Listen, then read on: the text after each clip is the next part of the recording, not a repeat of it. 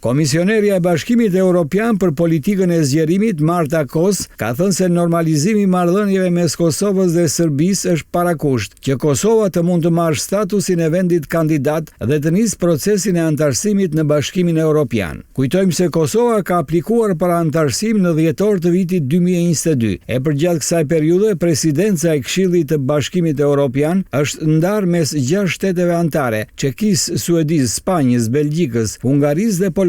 E para e ka pranuar aplikimin, por asnjë tjetër më pas nuk ka shqyrtuar, pavarësisht thirrjeve të autoriteteve në Kosovë. Nuk ka marrë asnjë sinjal nga shtetet anëtare apo nga presidenca daneze se marrja e statusit mund të ndodhë, por mendoj se do të ishte shumë mirë ta nisim, ka shtuar komisionerja Kos në intervistën e dhënë për redaksinë e Relit në Prag. Ajo ka folur dhe për masën ndëshkuese të vendosura kundër Kosovës në vitin 2023 për shkak të rritjes tensioneve në veriun e territorit të banuar me shumicë serbe, duke përsëritur se pavarësisht thirrjeve të liderëve të Kosovës për heqjen e tyre, aktualisht jo të gjitha shtetet anëtare të BE-s janë të gatshme për heqjen e masave në këtë fazë. Në procesin e zgjerimit ndodhen 10 vende, 9 prej të cilave kanë statusin e vendit kandidat. Kosova nga ana tjetër vazhdon të mbetet shteti i vetëm në Ballkanin Perëndimor që nuk e ka fituar statusin e kandidatit, ndërsa sanksionet e vendosura nga Unioni para një viti e gjysmë, për herë të parë qysh nga shpallja e pavarësisë, nuk mund të injorohen.